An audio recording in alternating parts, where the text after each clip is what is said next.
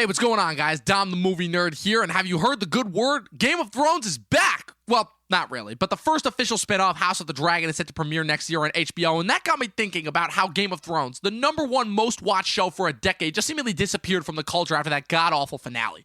And I wanted to find out why, which is why I'm proud to present the newest hit show from the Talkin' TV network, Talkin' Thrones, the new weekly show where myself and friend of the channel, Professor Pat Huber, get together to break down each and every single episode of this hit show. We've got focus character segments, we break down the lore, we go over some old reviews, all to get to the question of where did this show go wrong? It's a really fun time. You guys are not going to want to miss this. So head over to the Talkin' TV channel on YouTube and Spotify to check it out. We go live every Sunday at 8 p.m. Eastern Standard Time. Audio goes up the following Saturday. It's going to be a really great time as we once again battle it out for the throne. All right, Chris, so we got 2 movies to talk about this week. We got the return of our boy, James Wan, horror master, horror aficionado, as well as something that's a little bit more in my wheelhouse with a very interpersonal character drama with the card counter. Chris, are we out of the woods just yet as far as just the terrible, terrible movies that we have so far this summer? Like, is this, at the very least, is this like a glimpse into like, okay, there may be some hope left for the last third of this year? It offers hope, but not as much as you're leading on to believe. In my humble opinion. But it was a refreshing change of pace from the very overdone and drawn-out films we've watched, like Reminiscence, to name a few. So, yeah. Yeah, to say the least. All of that and more. Stay tuned.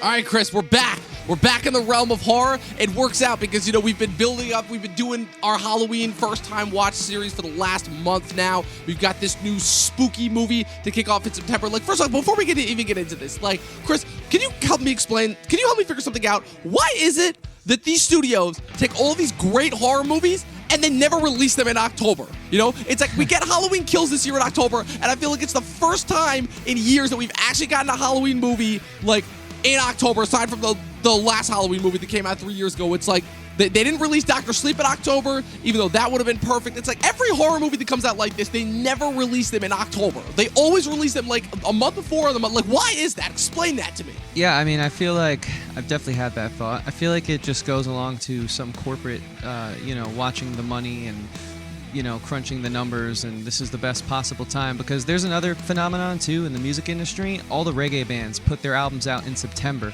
and you would think, why would you put your album out if you're a reggae band in September? Right. Why would you not put it out in May or June so people could listen to it all summer? But guess what? We're in September, and all my favorite reggae bands are dropping albums, and sure, it's awesome, and I will listen because I'm a fan to reggae music in the frigid cold of New York in January and December, but I much rather would have had the brand new album while I was sitting by my pool in, July, August. So I just think it's corporatism and money and numbers, and yeah, I think it's why Marvel's successful, but we don't need to go down that rabbit hole. Yeah, I was about to say, we saved that for last week with Shang-Chi and us being apparently the only people that didn't like that movie. But we've got a new horror movie from our boy, horror aficionado, the guy who, again, time and time again, we've come back to on this channel. We have said, okay, when it comes to people who truly understand how to do a kind of quote-unquote old-school mantra horror movie set for a modern-day audience, it is none other than James Wan. Again, this is a guy who, on one hand, revolutionized the micro-budget horror movie with Saw, and then on the other hand, is able to pull off gigantic budgeted blockbusters like Fast and Furious 7 and Aquaman, while still actually being able to deliver like kind of his unique touch and not having those feel like glossed over studio movies, right? And so this year we had a little bit of an interesting phenomenon where he stepped away from another one of his babies, the Conjuring franchise, right? Famously, we talked about Conjuring 3, Devil Made Me Do It, back in June, back when there was still some slight hope that the summer was actually going to be good for movies. Devil made him do it, but Dom made me watch it, and that's something I don't know if I can forgive you for just quite yet. It's all my fault. It's always my fault because I feel like every single movie that I've recommended has just let us down. Side note, how much of a pat punch in was that? Can you tell I'm catching up on my Talking Thrones? Yeah, right. Hey, if there's one thing that I feel like 2021 has done, it has seriously made me question whether I actually have the ability to tell what is a good movie based on marketing. You anymore. and me both. But yeah, but this is James Wan we're talking about, right? And James Wan is somebody who we have constantly come back to over and over again as being like, okay, don't worry, it doesn't matter how bad like or how generic a property looks. Wan is going to be a guy that is always able to pull something out of nothing, right? And here we've got a movie that, quite frankly, right, because it's interesting, because Malignant is obviously part of the HBO Max pack. It's crazy, too. Like, we've been covering these movies since the beginning of the year, and we're almost done, right? Because Warner Brothers has officially made the statement that in 2022, they have made an exclusive deal with AMC and Regal and all the big chains that they will get their movies for exclusive 45-day window, the same thing as all the rest of these studios with their streamers. So next year, the whole same-day theater and streaming release will be done with. So when Matrix Resurrections comes out at Christmas, that will officially be the last one of this package. So Good. We have this one, which is the next installment here.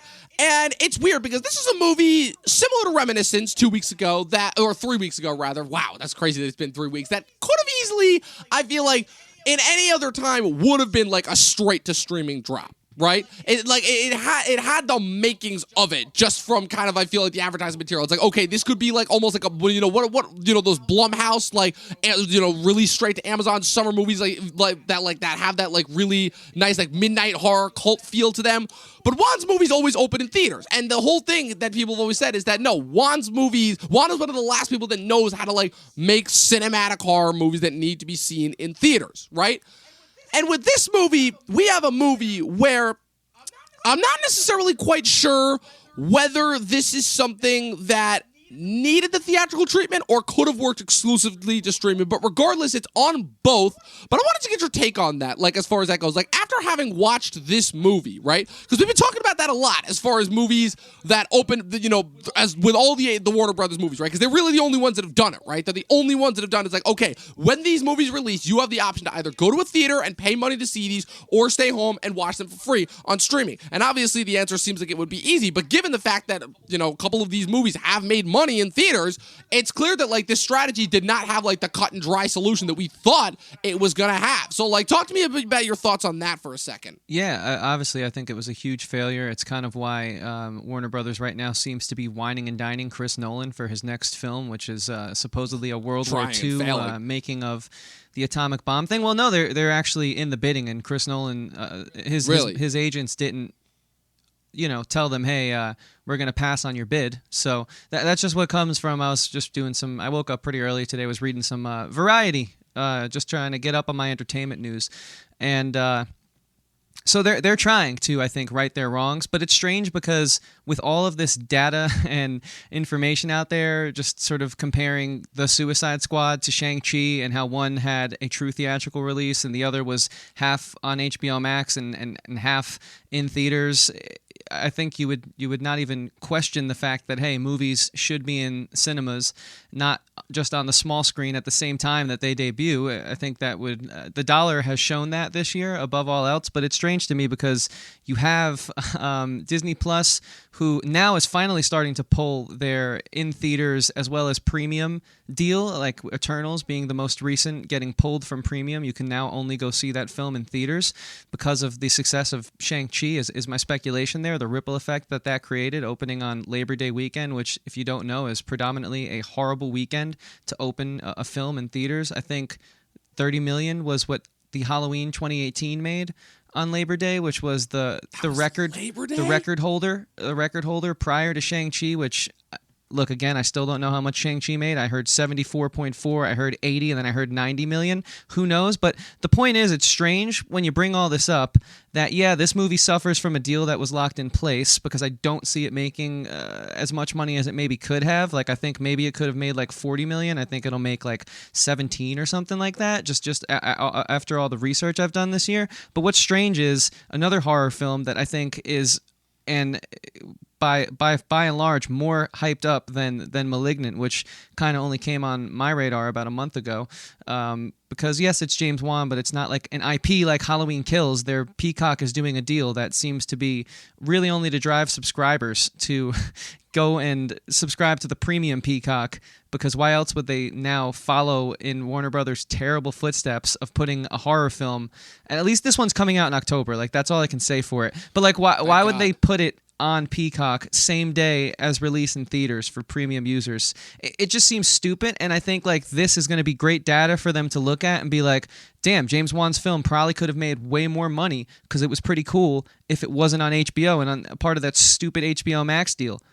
But hey, they locked it in. So I don't know what's going on with movies right now. So to answer your question, I don't know. I just felt like I'd raise a few of those points and chew on it at home as you will. It's interesting, especially because, again, that deal was locked in place with, while everyone was still scared during COVID. Obviously, the vaccine hadn't been widely circulated, right? And everyone was obviously scared, that the Delta was going to drive us, we're going to drive movies from the theaters again. But Shang-Chi obviously proved, regardless of our thoughts on it, that, hey, people still want to go out. People do still want to go and see movies in theaters. And, hey, when you make movies available only in theaters and not in streaming, what do you know? People will go and see it in theaters. Kind of crazy how that goes. But, Chris, let's talk about this movie. So this is a movie that... what's it called? You brought up something really interesting before about whether this movie is truly an original concept. So this is a movie that is about a woman that in the beginning her husband is viciously murdered, and throughout the movie she is haunted by these strange visions of all of these random people getting murdered by this silhouetted figure, right? Already we're off to like a different start and shows. It's like, okay, this is not going to be your typical like haunted house ghost story kind of a thing. No, this is like an actual like physical, like it has like physical form and everything that is killing these people. And somehow it is connected to this one woman portrayed by Annabelle Wallis, and the police are trying to figure out what's going on. They don't know what's going on, but somehow everything is all tied to Rebecca and some crazy thing that happened in her past. The film opens up with this really interesting like scene that's in a laboratory where they're trying to take care of this one, of this one. I don't even know how to describe it. Like this one patient who is throwing people all over the place, seems to be controlling the electricity in the building. Something is definitely not right here, and they do this really interesting thing again. I love the way that Wan shoots his horror movies, where again it's shot all with the figure out of frame. You don't see the person up close. You don't really know what's going on, and then by the end of the movie, I definitely think that it ends with the twist. To end all twists, like this has certainly been, I think, a couple of weeks of twists with us. But I wanted to get you to gauge your thoughts. So, what did you think, spoiler free, of Malignant?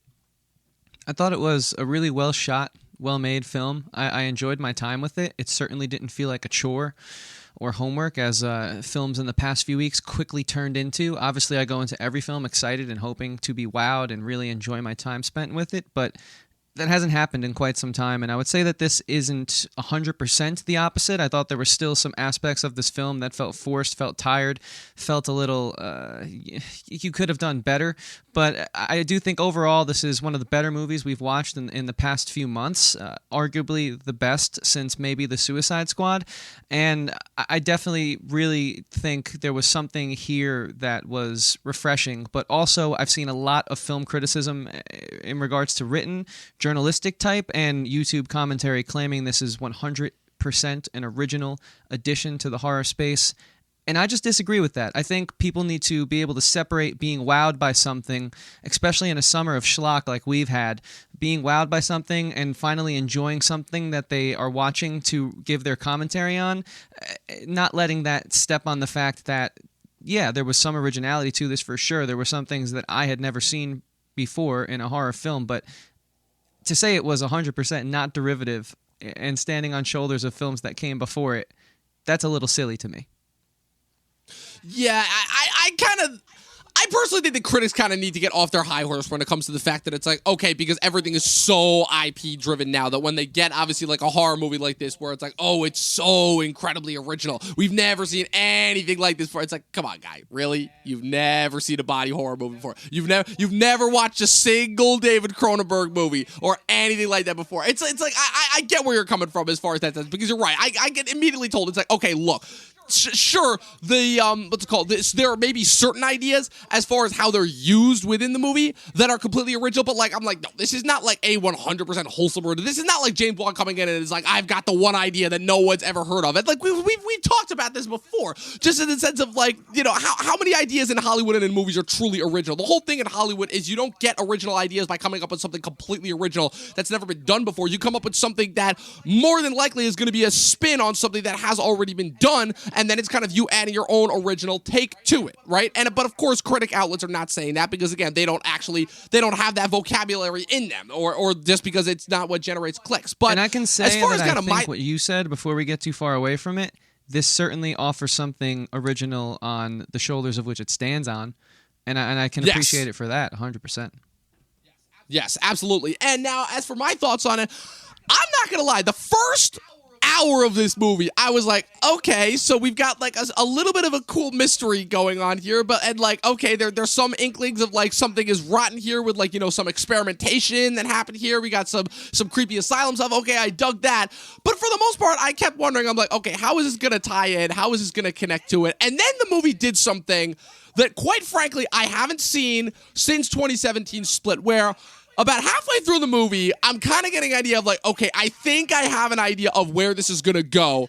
And then the movie pulls a total 180, gives me kind of the idea of where it's going to go, but flips it on its head even more, where I'm thinking, okay, this is still going to be involved in something supernatural related. This is still going to be something that it's like, okay, it's like a spirit or something that's possessing her. And then, stick with me here, while the base concept of what I was getting at as far as it being something related to her was correct, the way in which it was done, I was totally wrong about. And once it was revealed, even though the movie kind of like completely shifts tones at that point, it's in my opinion, just such a benefit, because the second half of this movie is probably the most fun that I've had with any movie this year. That's including the Suicide Squad, which is still famously like my most favorite, just the most fun that I've had with any movie. Like, it goes full on bananas. It goes full on schlock value. It goes full on Sam Raimi B movie, and I loved every single minute of them. I'm like, I don't care if what I'm watching is completely unfeasible and just the absolutely ridiculousness.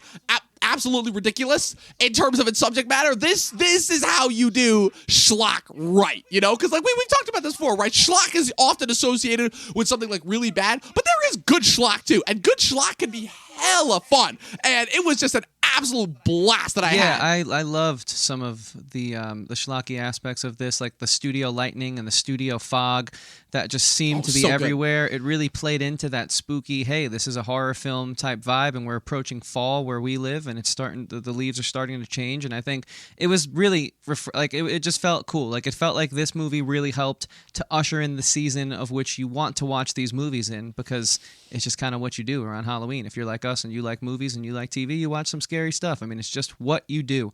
And so it definitely helped to get me in the season and get me in the mood of the Halloween aspects, because the set house where they were doing those over the head shots as he was following her through the living room, like it was all so well done. I really felt like a corny but very pro. I know what I'm doing here.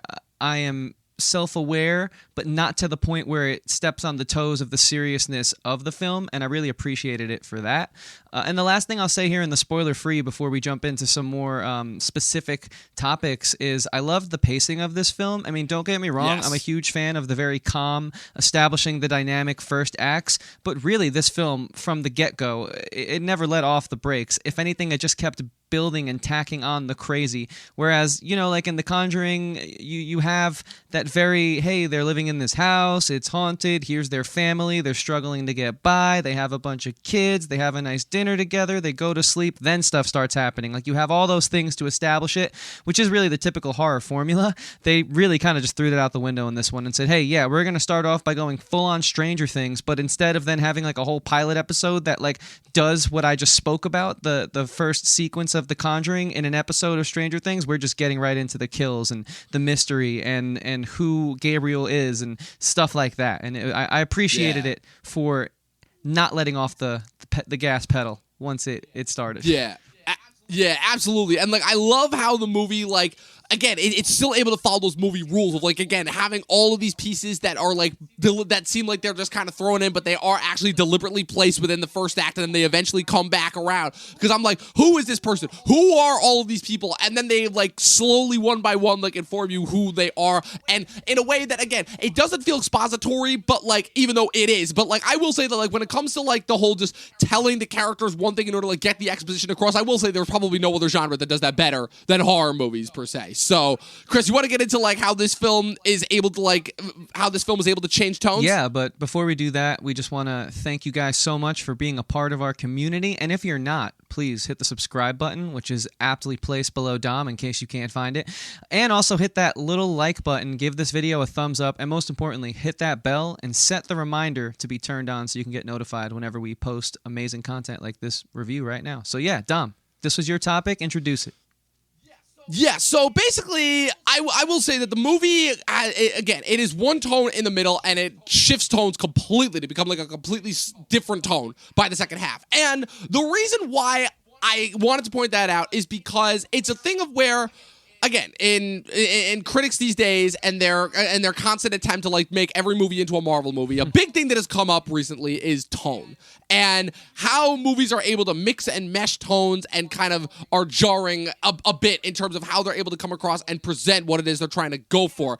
And I will admit, to me, at least for my money, a large reason why so many movies have come across as changing tones jarringly is because more than enough times it is because it is a studio that is trying to get a specific result from an artist that is trying to get across a very specific theme, and the two just are not jiving, and as a result, you have this force-fed, like, almost like the movie is designed by an algorithm, where you have these awful, terrible insert jokes and certain sequences that feel like they're completely out of place. That, to me, is what I usually see when people talk about, like, changing of tones, right? But this, to me, is the perfect example of how you change tones the right way. Because, again, this movie, the first half of it is a mystery, and the second half of it is a straight-up schlockfest body horror movie. Now, granted, I will say, when the twist happens, where it's revealed that again, out of the spoiler-free section, so this is the twist of the movie. The twist of the movie, so throughout the movie, you're following this woman. She was known by Emily, but then she got her name changed when she got adopted by a different family because her mother gave her away when she was a baby. It is revealed that Emily has been the one that has been killing all these people throughout the movie, but and indeed, it has also been true that Gabriel, this person that her imaginary friend or whatever, that she has been talking to since she was a little girl, has been influencing her decisions, but not in the way that people think it is. Because, again, you go in, you see the shape, you see the form that's following her around, you assume, okay, it's just going to be another spirit. No. There is nothing supernatural here going on. Instead, what we have, again, is something that we have not gotten in a while, which is a great body horror piece, where you have this woman was born with a parasitic twin conjoined to her back when she was a baby, and as a result, it, like, started to, like, influence her, and, like, they apparently, like, again, the movie, I don't know if it explained this the best, that basically, like, it has, like, electrical powers or whatever, and it can influence stuff like that. It's got, like, super strength, basically. It gets really kind of in schlock territory. They kind of did not explain its mutant superhuman powers, but that was a little bit where I'm like, oh, okay, this feels like a little bit of the, okay, studio, no, we need to make this a little bit more, like, superhuman in that sense. That's where I was like, oh, okay, really? So, of course, we got to go there. But in the sense of, like, okay, the actual, like, concept in and of itself is actually kind of cool, where these doctors that are being killed throughout the movie actually experimented on and were able to suppress this other half, Gabriel, in her brain. But the inciting incident in the beginning, when her abusive husband accidentally slams her against the wall, awakens this conjoined twin, and as a result, it sends her on this killing spree to take revenge on all the people that experimented on her, or him in this case, throughout the movie. So halfway through, it's revealed that obviously when, you know, her adopted sister manages to find the institute from when she was a girl, finds the tapes, finds the proof, you know, like I said, hence cue the exposition, and instead you have the, you have her in a jail cell. You have this awesome scene, like, I will say, it was, like, as far as just straight up, like, sickening body horror with, like, a really good blend of, like, practical and CG effects, probably one of the best that I've seen in a while, where she shifts and changes, and she's got this, it was almost like this Professor Quirrell thing. Like, you remember from the first Harry Potter movie, when, when the defense against the dark arts teacher, remember, had Voldemort's face sticking out of the back of his head because they were sharing a body? It almost kind of reminded me of that, in a sense, but, like, but it's just done to, like, the full rated R glorified perfection, where next thing thing you know, this thing is just grabbing people, like ripping necks off, snapping people's necks effortlessly, doing fucking parkour ninja tactics throughout, like doing a ninja slice and dice with the cops in the station. It makes no goddamn sense, but the visual flair of it is just so much fun and so fucking awesome that it's like, okay. So at the very least, even though what I'm seeing on screen is such the polar opposite of what we saw before, the twist, the build up to it, it feels, all the pieces feel like they were done there story-wise in order to make this feel like an earned twist, not something that's just thrown in there last minute. Like, I won't go into too many specific details, but I think a perfect example as far as to compare how this is not done well is the third act of Hereditary, because without spoiling anything for you, because I know you haven't seen it yet, Hereditary does something very similar to this that, for me at least, is completely throws off the entire tone of the movie, because rather than it feel like something that was built up to the entire time, Hereditary, when the moment like this happens, it feels like, oh, just throw in there because, like, okay, we've only got like 10 minutes left of the movie and we got to throw in something to, like, keep the audience engaged, you know?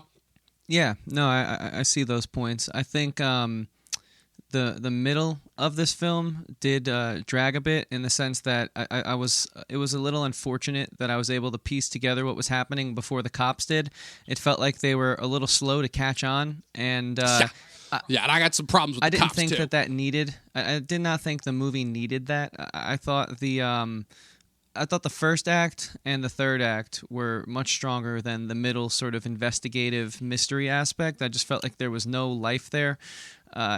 That's when, to me, it started to drag, and I felt like I was just hoping it would pick up again. And it did, but in sort of like a very silly, sort of like Kingsman way, where I just felt like it was that church scene twice over, where it was awesome and very impressive, visually stunning. I love the whole concept of, since Gabriel occupies the back half of her body, the limbs change and they turn backwards. It was very effective, jarring body horror, and it was really cool to see that sort of disconfiguration used in an action sort of combat way. I thought it was cool, but it did not feel like the movie I started watching. And so I think that's probably my biggest critique, is the way that this film changes tones. I just kind of felt that there were 3 movies in this one movie, and one of them was definitely for me, one of them definitely wasn't, and then the last one was one that I tolerated because at least we got out of sort of the boring, generic detective chasing down a dark alley path. So yeah. So let me ask you something real quick. About the cops then. Were you getting Law and Order vibes from them? Because I was getting major Law and Order vibes from them, where I'm like, oh man, this is just the way that the two cops exchanged like banter back and forth. I'm like, this is the most generic, schlocky, like fucking like piecemeal, like TV cop generic like dialogue that I've heard like ever. And I was honestly kind of a little bit disappointed, because I'm like, I feel like I expected more from this from Juan, because the thing that Juan has always, to me at least, gotten credit for is making his characters at the very least sound like human beings, right? Like the whole thing, right? It's the constant joke on the internet, which is that, oh, why is it that these people in these haunted houses never move out when it starts getting haunted? And the thing that I loved about the first Conjuring movie is that I thought they did a pretty damn good job of explaining why this family could literally not afford to move out of this house, So I definitely think that in the sense of that, like, I don't know, like, I'm wondering if that was just like one of the other writers, because Juan obviously wrote this with 2 other people, but like, I don't know, I just wanted your take on that. Yeah, I definitely think it was super Law and Order.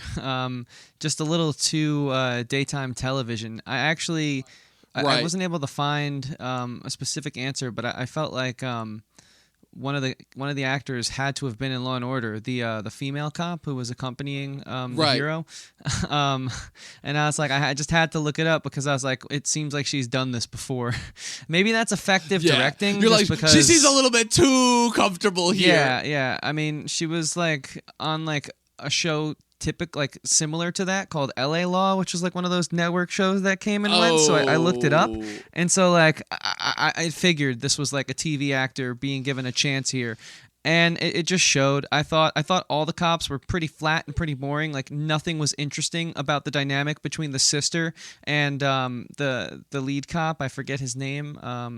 But anyways, He had an interesting name, I'll say that. there was nothing interesting there. It just kind of felt like they were there to be given something to do, whereas every time we weren't on Emily, the movie kind of felt like it lagged a bit. Barring the one scene where the mother, who we find out later, Gabriel abducts Emily's and I guess his mother as well, and it's in this really cool section of Seattle, which apparently actually is real, the underground city, and that was pretty cool.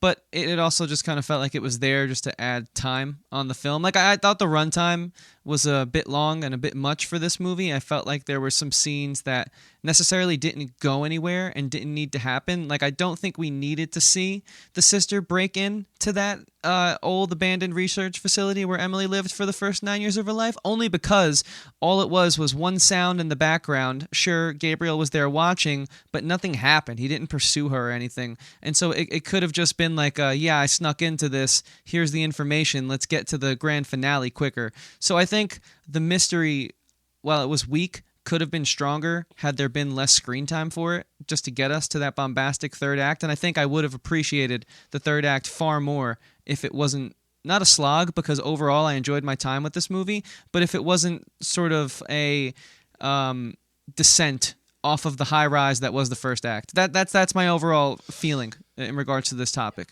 Yeah, I will say there were a couple of logistics things too, just where I'm like, okay, I get it, you got this cool concept that you're trying to do, but just logistically some things that didn't add up. Like, I'm sorry, how? I get it. So Gabriel's got like this weird electric powers that are never really explained, but okay, the scene where freaking they're interrogating her and then they get the phone call from Gabriel, I'm like, how? Just how? Like, explain that to me. Like, well, what? Can he, like, siphon electric energy right there? Like, just certain things where I'm like, okay, you needed to explain this a little bit more. And you're totally right as far as the scene with the sister breaking in. But I guess... So now here's my question for you too, because I was doing a lot of reading on this, because like I saw like a lot of my friends in their groups dropped a lot of their thoughts before this movie came out, and now that I've actually seen the movie, a lot of their thoughts like kind of are adding up and making sense. So my question for you is the thing with the cops, right? And specifically like with them being like generic like TV-esque cops, like.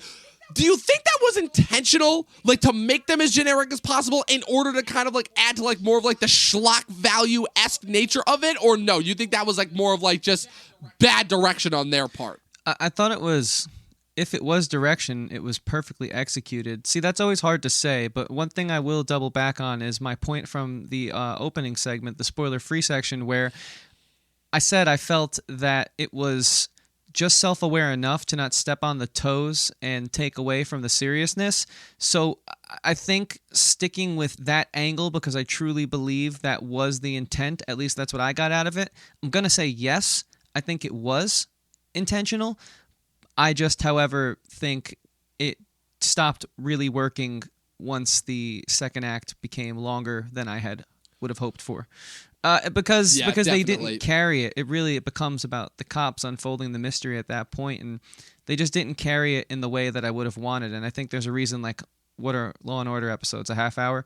Like, there's only so much of that acting you can take. Hour, but An hour? yeah. Okay, yeah, still. There's only so much of that type of acting you can take. Yeah. And that's just my take on it.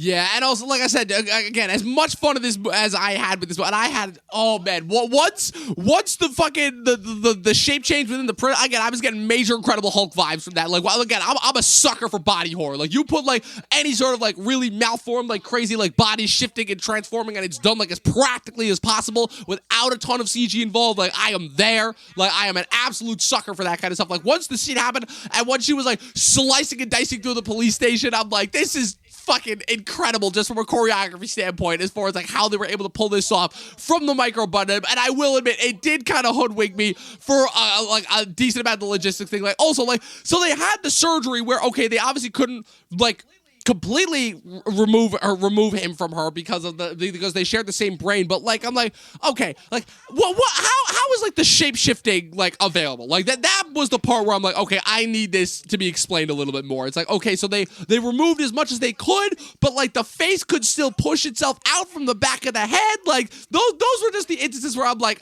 okay, movie, like you need to explain this a little more. Yeah, so I actually had a thought about that like quickly after concluding my screening last night, and I was thinking to to myself, instead of that scene where the sister creeps into the hospital and gets the data that we seemingly don't end up going to use, why don't we cut that out? And she goes up to the cop and is like, hey, I snuck in here and check this out.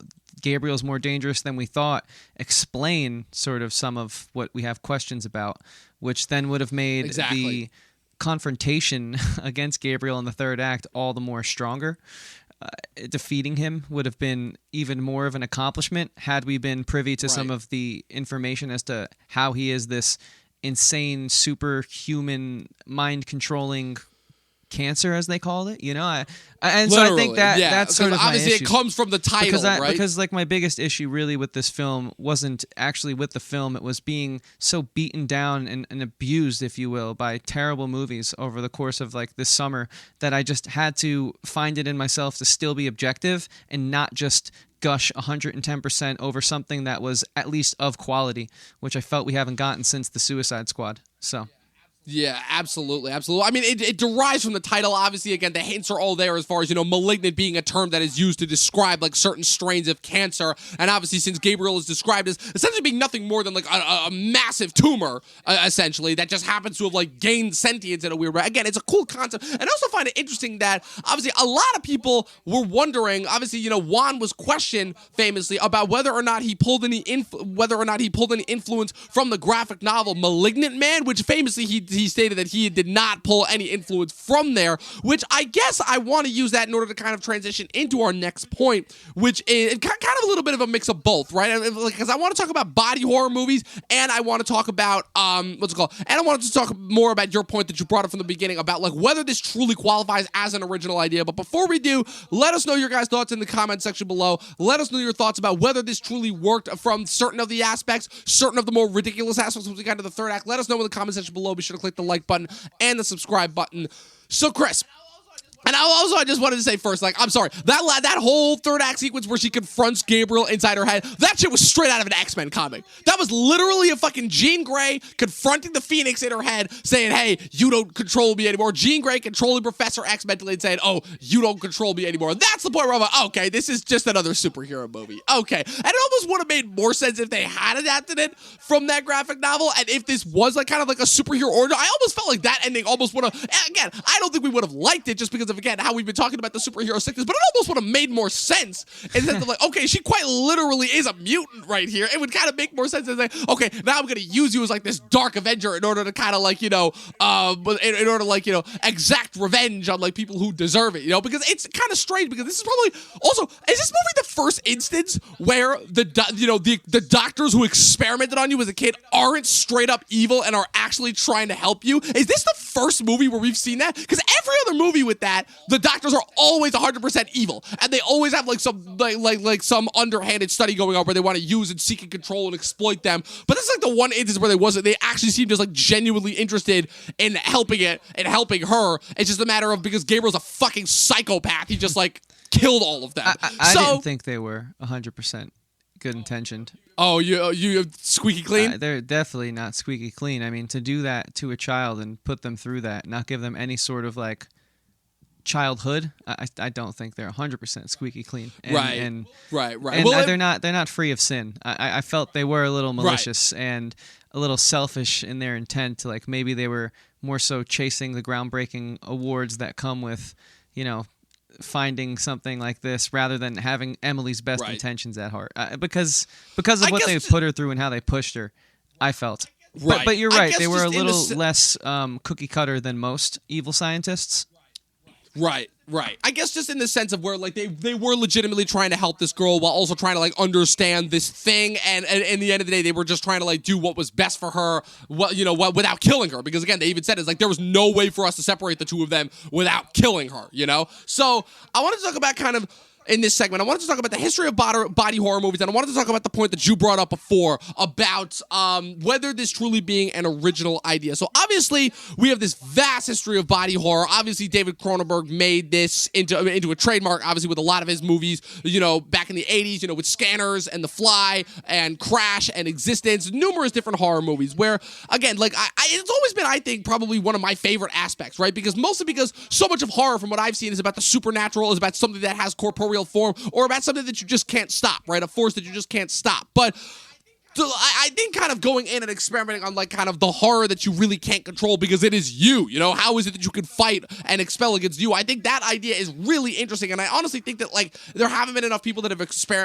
experimented around, pun intended, and really done a lot with it in the sense of because like it just might be too gruesome. It's not exactly the most palatable. It's really easy to sell a haunted house movie or like a jump scare movie, but it's not super easy to sell a movie with like a lot of blood and gore as far as like really weird twisted body horror. But you brought up an idea before about, potentially this movie may not being as original as people may have thought. And I wanted you to go more in depth with it because you mentioned you mentioned a video game before we started this podcast about that like James Wan may have been playing and that may have given him some idea for this movie throughout it. So like talk more about that. Yeah, I mean, I'm just like there's no article or anything that links to the fact that he's a video gamer or he might have played this game, but there is this like award-winning, groundbreaking, narrative-driven game called Outlast, which came out in the mid 2010s.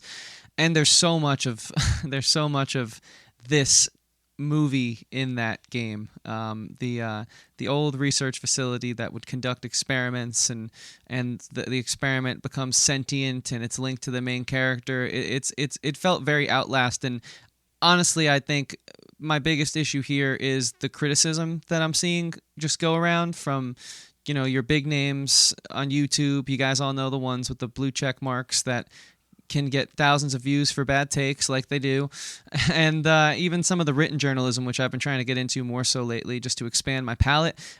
Everyone's praising this as a truly 100% original concept, and I don't really see it. I mean, this isn't the first body horror movie. This isn't the first possession or shared brain type movie. I mean, thoughts appear in people's heads in how many Alien movies, and it's a beautiful blend and fusion of so many different styles of horror and sci-fi, which I definitely think led itself to a new, refreshing approach, but it definitely stands on the shoulders of so many movies and IPs that come before it.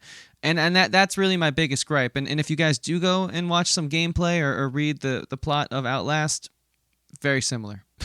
Very similar. And that's just my thing. It's like, as a consumer of media and an artist at the same time, we hope to contribute something new, but I think it's one of those things where it's very difficult, which is why I'm just now trying to chase like personal fulfillment and making sure that I put out something that makes me happy. And if it's very derivative of something I like, well, those are just my influences showing. And I think critics, for the most part, aren't like us, Dom. They don't write scripts in their free time or work on art, songs, whatever it might be in their free time. And so they only have that one perspective. Yeah, I definitely agree. Like my biggest thing that I've said is I'm like the more and more that I've done this, and the more and more that I've talked about movies and really wanted to understand movies. That's my whole thing with this, right? I don't want to just talk about things just for a take. I want to talk about them because I'm legitimately interested in them, because I want to understand them. I want to understand them as an art form. I want to understand them as a storytelling format. And the simple fact of the matter is the reason why most artists hate critics is because critics just don't have any interest in that. They don't. They're journalists first and foremost. They're not creators. They're not filmmakers. They don't have that perspective. So whenever they put out something and make it sound like it's the hottest take ever, it's just them spicing it up with certain hyperbole. It's like just that sense of like just understanding what it is that makes good storytelling. Good storytelling is just not there. Where guess what? Again, we've said this before. There's only 8 different types of major stories that there are, and pretty much every single story that we've seen is just kind of a derivative. Oh my God, I'm already forgetting the word for it. Is a derivative of that, and it's just the artist doing their original take on it. But again, like I don't think that's something that like we need to like praise and hail each movie for just because we're living in the age of IP where every single thing is a blockbuster, a sequel, or a reboot. We yes, we should absolutely praise it, but we should praise it for what it is. And if anything, we should praise it and say, okay, this is what it's doing right. This is how it should be done. As far as, again, we love Quentin Tarantino, but Quentin Tarantino is not the most original filmmaker in the sense of like all of his ideas are, again, his ideas and his characters are completely his own, but his influences, and he has been very open about this in the past, his influences are all from different movies, are all from Hong Kong cinema, spaghetti westerns, blaxploitation movies, all of these incredible art forms that he grew up watching throughout the 70s, and he's been very, very vocal about that, and that, I think, is what...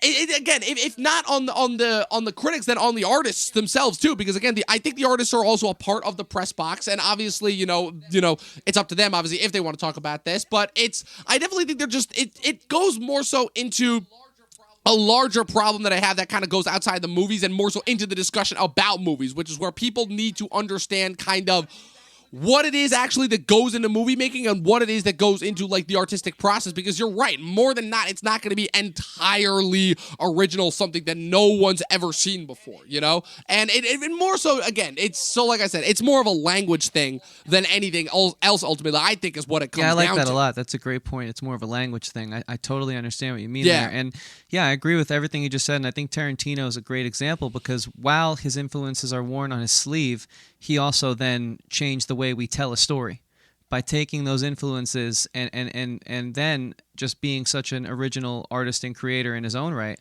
And Pulp Fiction, I mean, how many movies copied the storytelling of Pulp Fiction after it came out? He even said it on the Joe Rogan podcast. Joe Rogan said, how did that feel? And Tarantino didn't really know how to respond because it was just him doing what felt natural. And so I say all this not to take away from Malignant because, again, to me, this felt like I was watching true artistic expression. Even though some of the things didn't quite work for me, I can still appreciate it because I think it is what artists try to do, which is make art that can create a great conversation and make an impact. And I think certainly that's what this podcast is a byproduct of, both of those things. Right, absolutely. And while I definitely don't know if this movie is going to have, like, say, the impact that I think it'll hold, only because, again, it's not a superhero movie. It's not a giant blockbuster. It is, you know, by all intents and purposes, an original piece of IP. And the HBO Max of it all. And the HBO Max of it all, not to mention that as well. But at the very least, I can hope that this does become like kind of like another like kind of underground midnight mass, like kind of cult hit, Halloween hit. And that honestly is at this point, just given the fact that like what the trajectory of most movies that do well at the box office is, I think at this point that just for you and me, as far as our peace of mind with movies go, I think that's the best that we can hope for with this movie. Likewise. You know, and it feels like we're ready for some star ratings. If I'm not mistaken. Yes, indeed. Yes, indeed. So with that being said, Malignant, again, while not having things that you have never seen in a horror movie before, and while certainly I will say not being the tightest script, there are obviously a lot of things that needed to be worked over in this movie. I definitely had a lot of fun with this movie. This movie, I definitely went in directions that, for my money, I did not see coming at the end of the day. And even though, again, there are points where it doesn't work entirely, I think that the intent, I think the artistic purpose, and I think the sense of where it's going storytelling-wise, how it layers in all these pieces in order to deliver on, I think, a really, really awesome climax. Again, as derivative as it can be at some points, I had an absolute blast with this movie. I give it 4 out of 5 stars. Nice, yeah. I definitely enjoyed this film. It was a nice break from what we've been doing this summer, which again, you can't predict, but it was a very unfortunate summer movie season. Gives me hope for the fall. I still think James Wan's got that special touch. It was a very well done, fun film to watch, even with some of my criticism. I think that just comes with personal taste, and if it wasn't fully for me, I think I can still look at it as a whole and say this was a really good movie, and that's why I'm going to go with a 3 out of 5 stars, because I did enjoy my time with it. I really liked the way James Wan created an atmosphere in this film, and as zany as it was at times, it was pretty fun. I think James Wan is becoming one of my favorite directors because this might be one of his worst on my list, but I still don't think it's a bad movie. Like, I was looking at my ranking, and there's really only one bad movie, and that's cool because now I've seen a good portion of them. So yeah, I had a good time with this film. And so with that being said, before we jump into the last topic where Dom's going to talk to you about another film that came out this past weekend, I just want to let you guys know that there is a statistic floating around online. Let me just pull it up real quick. It's okay, yeah. So this comes from youtube.com, and it says, did you know that 72% of all people who view your channel are not subscribed? Could you imagine if we converted those 72% of views? I mean, we're not, obviously full-time or anything, but decent amount of you guys are in our community and watch our videos. And so our question for you is, why are you not subscribed? Why do I have to go to youtube.com and type in how many subscribers aren't subscribed to the channel? If we can change that, like we're trying to change film criticism, that'd be 2 things we leave as an impact on this channel, and that would just be the coolest thing ever to me. So please subscribe, hit the like button on this video, and of course turn on the bell so you get reminded every time we post content. And that's all I can really say. This was a great chat. And Dom, I didn't watch this movie, so I'm going to let you take it away. Yes, absolutely. So Thursday night, I actually went on a date for the first time in forever, and I saw a movie. I was about to say, Chris and I, that will be more for a discussion for after the podcast, but I had an awesome time because it was a film from one of my favorite filmmakers, definitely a problematic person just on Facebook in general, but one of my favorite filmmakers, the writer of Taxi Driver, the director and writer of First Reformed, has written a ton of other movies and directed a ton of other great movies that I will not list off here. I'll let you guys go and find them because I think he is worth mentioning, that being the great Paul Schrader, in his first film since First Reformed, when a film starring Oscar Isaac known as The Card Counter, which stars Oscar Isaac as a man that goes by the nickname of William Tell, that is fresh out of prison and just goes and he gambles. And that's pretty much what he does the whole movie. And again, you might ask yourself, okay, why do I care about a dude that gambles for an entire movie? Well, I will say is that if you are a fan of in-your-head character dramas, movies about tortured individuals, and movies about individuals that are seeking to atone for the wrongs of their past, I will definitely say that this is the movie for you. If you are a fan of Oscar Isaacs and you have been drastically missing his actual acting ability after he was just stuck in Disney hell for the last couple of years in those god-awful Star Wars sequel movies. It's crazy now to me that we now have the sequel movies that are arguably worse than the prequel movies of Star Wars, but I digress. Then this is the movie for you. His performance in this movie, it's not quite akin to Robert De Niro in Taxi Driver, just because Robert De Niro just brought something to that role that was just so unique and of its time in general, but it is what I'll call a typical Paul Schrader protagonist, which is that Paul Schrader specializes in these types of characters that are very much stuck in their own head, that are very much kind of social outcasts from society, that don't really understand how to interact with people in like a human way because they usually have their own kind of, moral self-confliction going on, and Schrader portrays that in a really, really interesting and fascinating way here. Like, following this character throughout his journey that he goes through on this 2-hour movie, it's one of those movies where it feels like there are slow points, but the slow points even feel satisfying because every single time you're just looking at this guy and you're just like, I want to know more about that guy. Something is not being told to us, and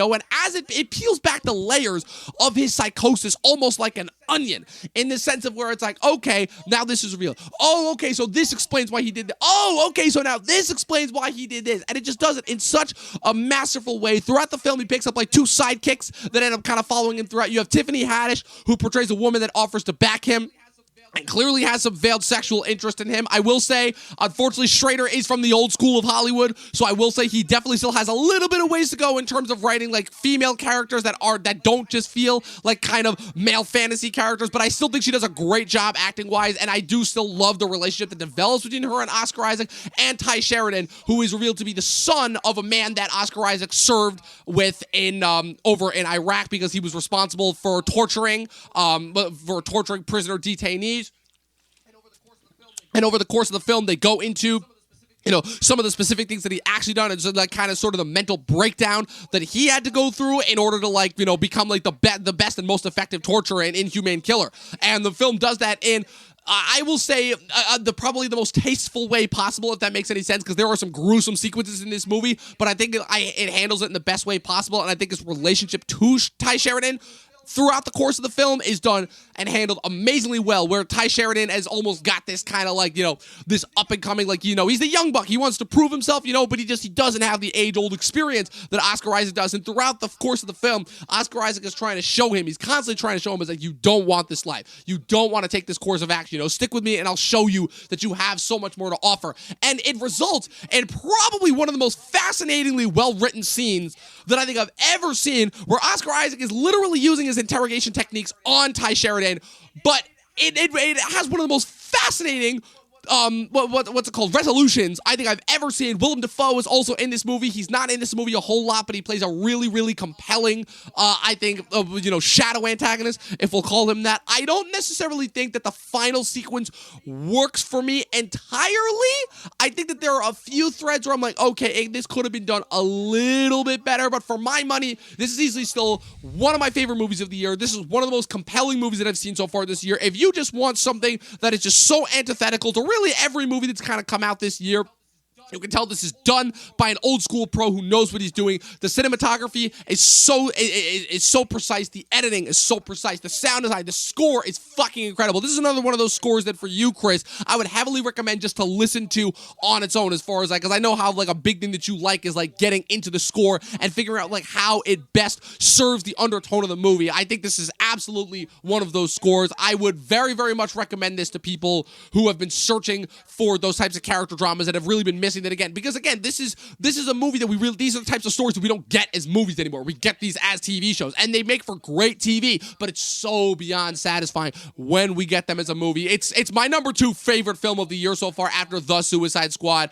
It's absolutely incredible. It sucks because I think it came out too early. I don't think it's going to get the Oscar buzz that it deserves, but I would absolutely nominate Oscar Isaac for an Oscar, pun intended again. Oh man, I'm just on with these puns so far tonight. For an Oscar, if I could, I would absolutely recommend this movie. I give this movie 4.5 out of 5 stars. It's one of my favorite movies of the year. Yeah, I definitely plan on watching it. I've seen some of the buzz, and some of my our respected colleagues have really enjoyed it, and yeah, I definitely plan on checking it out. But guys, that was it. Another episode in the bag. Yes. What are we up to now? What's the number? Yes, 106, 104?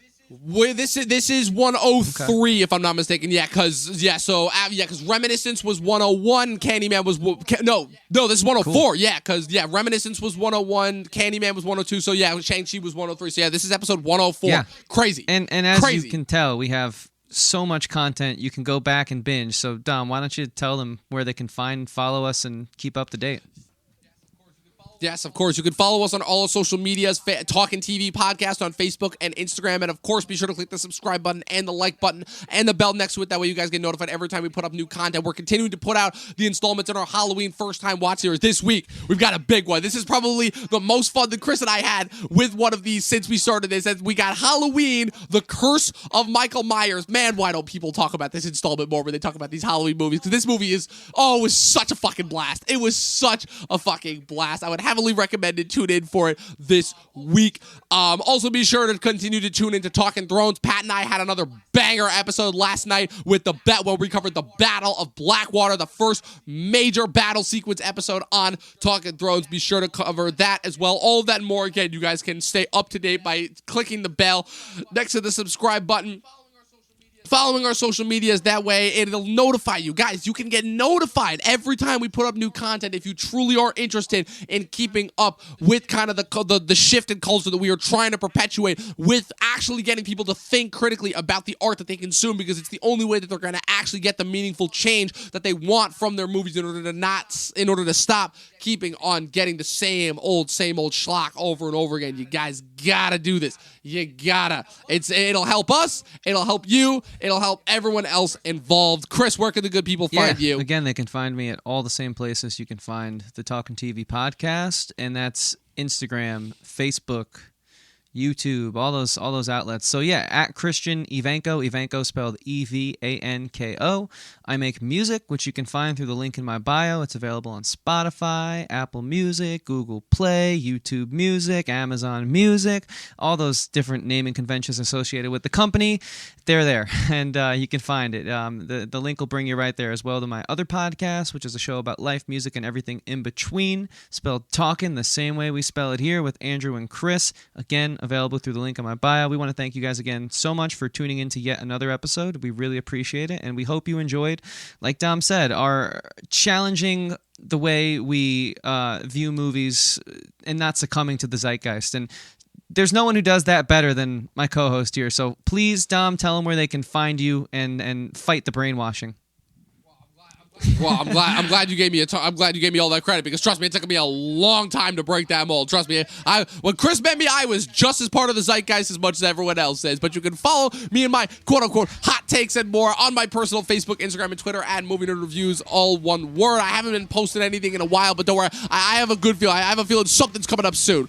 Something is coming up very soon. I have a good feeling, you know. So all of that and more. Stay tuned, guys. Thanks so much for continuing to give us again. It's been we've been having going through a little bit of a change behind the scenes here on the Talkin' TV podcast, but we wanted to thank you guys for continuing to remain steadfast with us throughout this entire thing. We'll be back next week with Morning Show Season 2, and as always, people, you guys know it. 12 seasons in a short film, and watch more fucking movies. We'll see you guys next time.